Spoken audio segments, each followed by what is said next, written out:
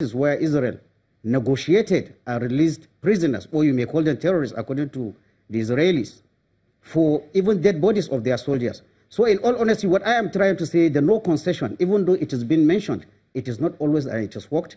And the research has shown that even countries that say they do no concession, they do concede. So in that case, I think the federal government is not wrong by negotiating, just as we saw in the earlier successes, and getting it's not something that you can completely rule out.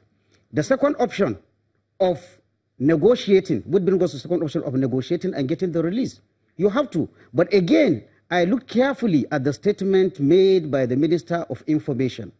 And what struck me as a counterterrorism expert, he said, we have done all that a reasonable government can do to get the release of this lady.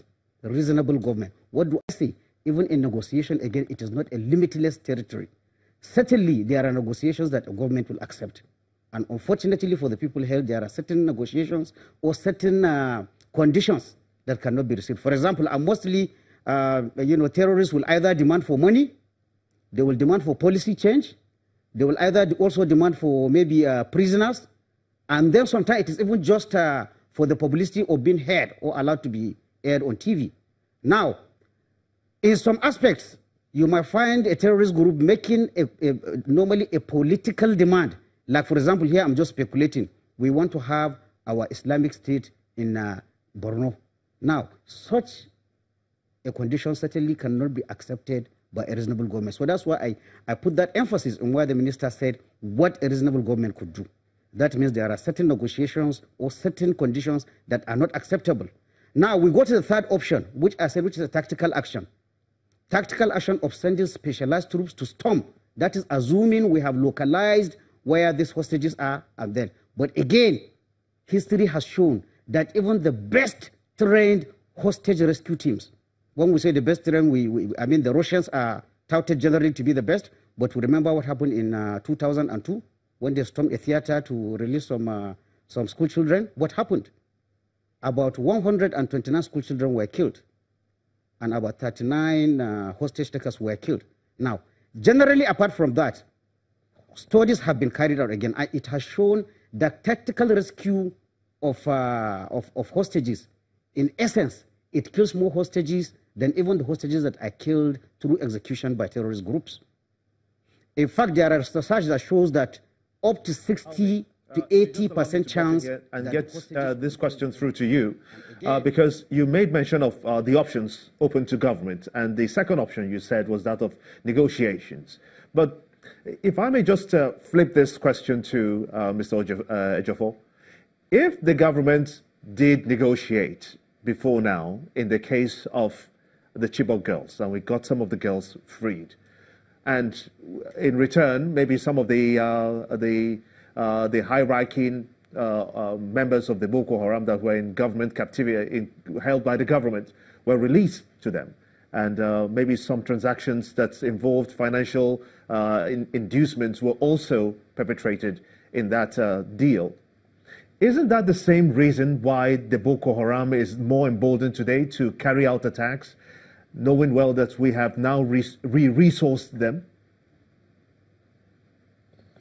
You see, like the retired group captain said, it's a very delicate one, a very dangerous game in negotiations.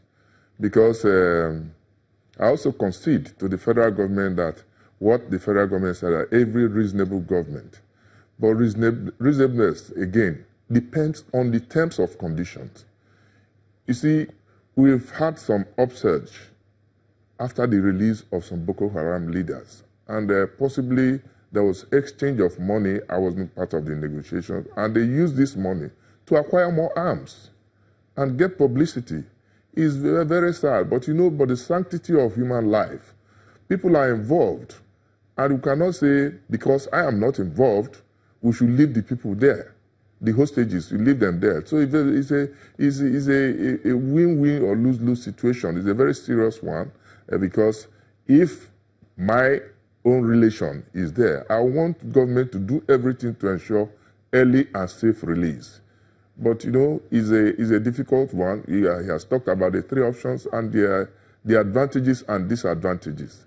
So I think government should look at what is reasonable, what is should be accepted in international best practices. But my worry is that this thing is becoming a very big security challenge to Nigeria. So I want to appeal that maybe Nigeria needs to collaborate more with the international community and other countries, especially for these aid workers who are just volunteers to do humanitarian work. It's a very big challenge, and people will be scared going even to that place to do humanitarian jobs. And I think the government should be up in their games. Okay, Mr. Jeffo, we'll go to break, but we'll come back and expatiate a little further on that particular point you raised. That will be in a moment. Stay with us.